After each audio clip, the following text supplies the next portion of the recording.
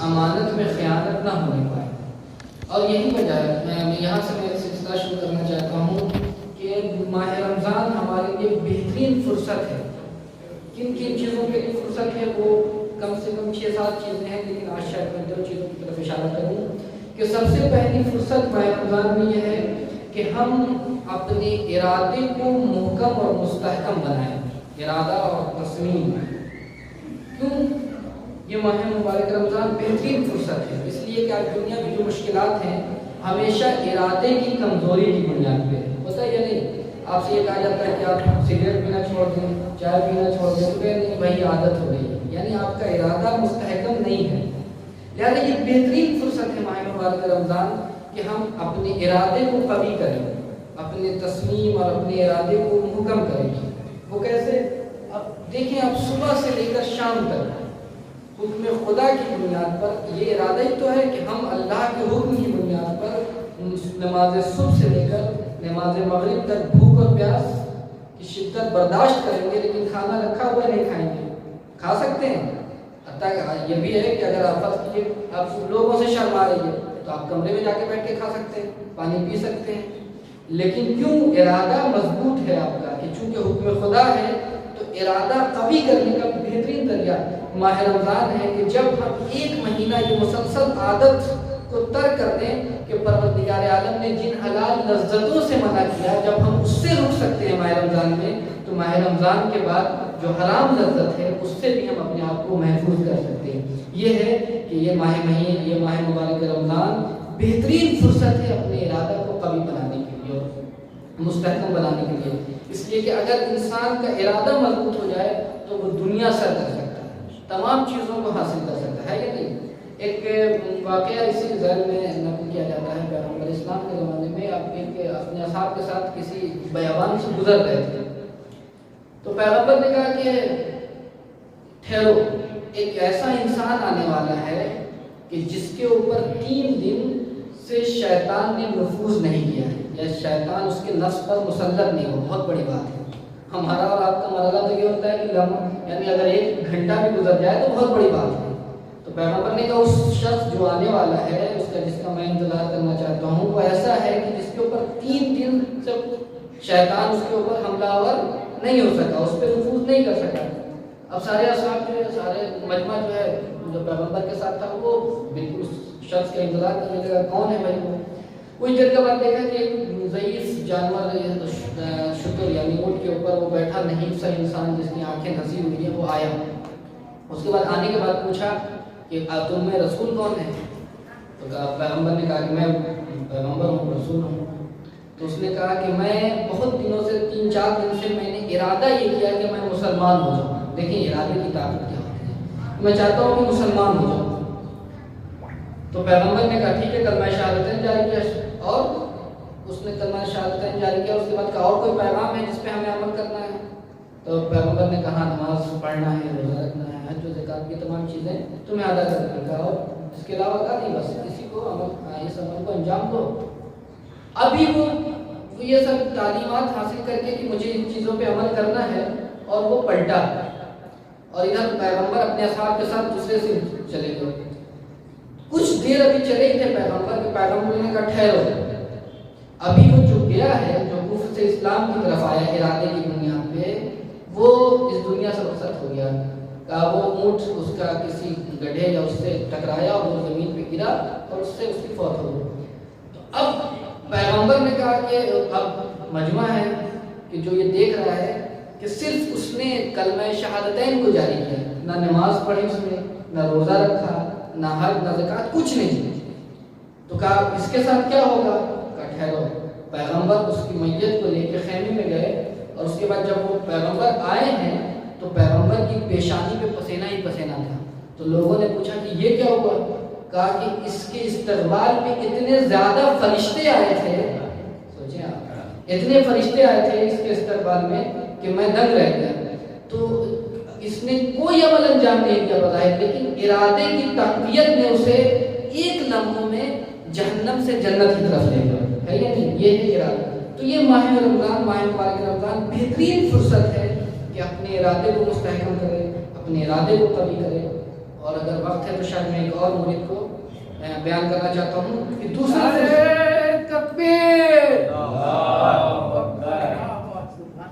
دوسرا مورد یہ جو فرصت ہے، یعنی بہت سی فرصتیں ہیں، البتہ ایسا نہیں کہ صرف ماہ رمضان ہی میں ہے، لیکن عام دنوں میں بھی یہ فرصت ہے، لیکن ماہ رمضان میں بیشتر فرصت ہے، بہت زیادہ ہے یہ آپ کے پاس واقعی گولڈن چانس جس کو آپ کہتے ہیں کہ یہ تمام چیزیں۔ دوسرا مورد ہے کہ اپنے خدا سے آپ رابطہ برقرار کرنے کا بہترین مہینہ ہے۔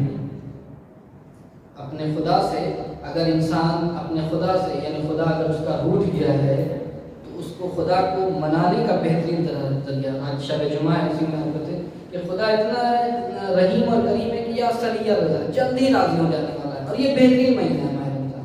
اگر آپ دیکھیں کہ اسی لیے آپ عبادت کے بھی بہت سے قسم ہیں کہ کبھی بھی ہم اللہ کی عبادت اس بنیاد پہ نہ کریں کہ جنت مل جائے گی، جنت سے چھٹکارا ہو جائے گا، یہ ہے سچ ہی، البتہ یہ اگر یہ بھی ہم لوگ کر لیں تو بہت بڑی بات ہے، اگر یہ بھی کر لیں تو بہت بڑی بات ہے۔ اسی لیے واقعہ یوں نقل کیا جاتا ہے کہ جناب عیسیٰ علیہ السلام ایک راستے سے گزر رہے تھے تو کچھ لوگوں کو دیکھا کہ وہ چلا رہے ہیں اور گریہ کر رہے ہیں، تو کہا کہ کیوں گریہ کر رہے ہیں آپ؟ تو کہا خوفاً من نار، جہنم کے ڈر سے۔ کہا اچھی بات ہے، انشاءاللہ تمہیں اس کے بدلے میں تمہیں چھٹکارا بھائی سے تو جہنم سے مل جائے گا۔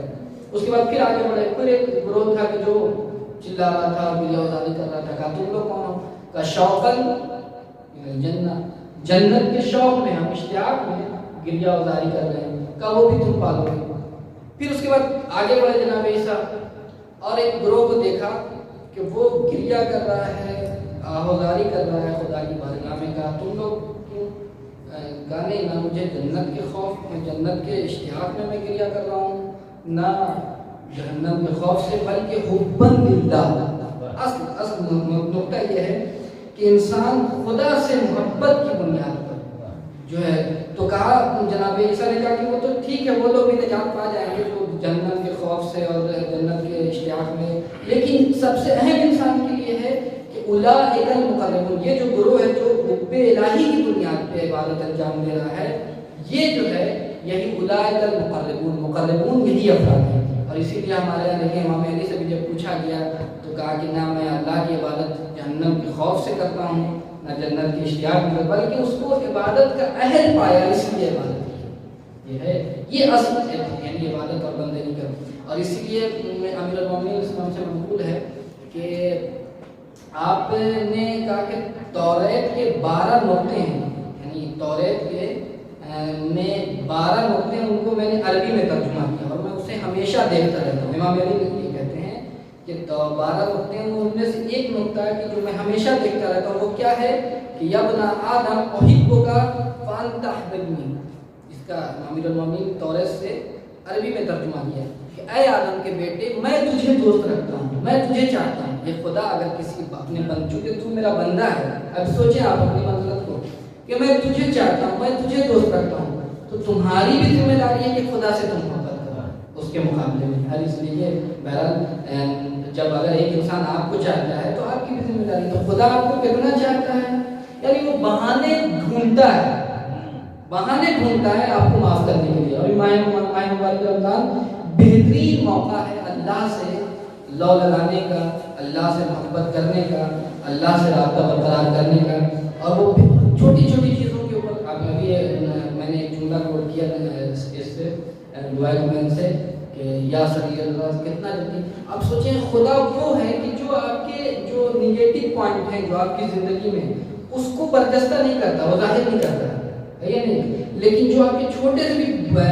مثبت اور پازیٹیو جو آپ کا عمل ہے اس کو برجستہ کر دیتا ہے یا نہیں۔ ایک واقعہ البتہ اولیاء کرام کے ذہن میں نقل کیا جاتا ہے بعض اولیاء نے، البتہ اس کہاں تک یہ سچ ہے یا جھوٹ، لیکن واقعہ بہت خوبصورت ہے، بس اسی پہ میں اپنی معلومات کو تمام کرنا چاہتا ہوں کہ دیکھیں خداوند انسان کے برجستہ جو اگر مثبت پہلو ہے اس کو اجاگر کرتا ہے، اور جو اس کے منفی پہلو ہے اس کو دبا دیتا ہے۔ کتنا کریم ہے خدا کہ ایک اولیاء خدا نے دیکھا کہ ایک بچھو ہے بہت تیزی سے بھاگ رہا ہے، اور یہاں تک کہ وہ تالاب کے پاس جیسے ہی پہنچا وہاں پہ ایک کچھوا تھا، وہ جیسے اسی کا انتظار کر رہا تھا. وہ اس کچھوے کے اوپر سوار ہوا. اب یہ اولیاء الہی دیکھا کہ جستجو میں گئے کہ یہ آخر یہ کہاں جاتا ہے, مطلب یہ کیا ماجرا کیا ہے, جستجو تفوس اور تلاش میں وہ دکھے. تو وہ بھی تالاب کے اس پار گئے. اب جو تالاب کے اس پار گئے تو وہ بچھو پہنچا تالاب کے اس پار. وہاں دیکھا کہ ایک انسان ہے جو بے ہوش پڑا ہوا ہے, اور اوپر سے درخت سے ایک سانپ ہے جو آ کر چاہتا ہے کہ اس انسان کو ڈس لے. قبل اس کے کہ وہ سانپ ڈسے, بچھو نے اس سانپ کو ڈس لیا, سانپ وہیں پہ. اب وہ یہ نہیں کرتے کہ میں یہ دیکھ رہا تھا کہ یہ جوان ہے کیسا, کہ جس کے اوپر اللہ کی خاص توجہ ہے, کہ وہ اتنا اہتمام کیا کہ بچھو کو بھیجا, پھر وہ وہاں پہ کچھوا نے سوار کیا اور اس طرف آیا. آنے کے بعد جو ہے اس کو ڈسنے سے بچا لیا. آخر اس میں لگ رہا ہے کچھ نہ کچھ بات ہے اس جوان میں. اب جب اس نے دیکھا تو وہ دیکھا کہ شراب پیا ہوا, اللہ دیکھا کہ وہ شراب پیا ہوا. اب وہ بالکل گھبرا گئے کہ آخر خدا نے اس کو بچایا کہ اس کو تو مر جانا چاہیے تھا.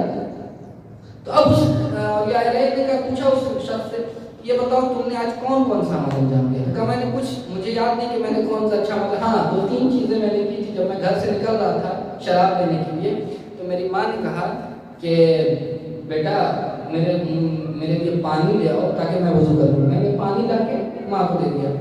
اس کے بعد جب میں گھر سے باہر نکلا تو ایک عالم دین تھے, وہ سوار ہونا چاہتے تھے اپنی سواری پہ. تو انہوں نے کہا ذرا میرا مرکب کہاں پہ, تمہیں سوار ہو جاؤ. تو میں نے وہ کر دیا. اس کے بعد تیسرا جب شراب خریدا, اور شراب خریدنے کے بعد جو تھوڑا سا پیسہ بچا تھا وہ فقیر راستے میں ملا, میں نے اس کو دے دیا.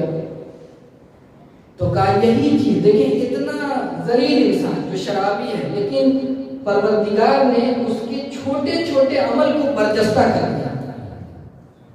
یا من اظہر الجمیل, جو خوبصورت عمل کو ظاہر کرنے والا, وہ خدا وہ ہے کہ جو خوبصورت انسان کے اچھے عمل کو ظاہر کرنے والا ہے, لیکن جو برے عمل ہے اس کو چھپانے والا ہے. یا من سبقت رحمتہ علی غضبہ, خدا کی رحمت جو ہے اس کے غضب سے بہت آگے ہے. لہذا بہترین فرصت ہے یہ ماہ رمضان کہ ہم اس ماہ رمضان میں اپنے پروردگار سے لوٹ لگائیں اور اس سے عاشقی کریں, اس سے سن کریں. وآخر دعوانا الحمدللہ.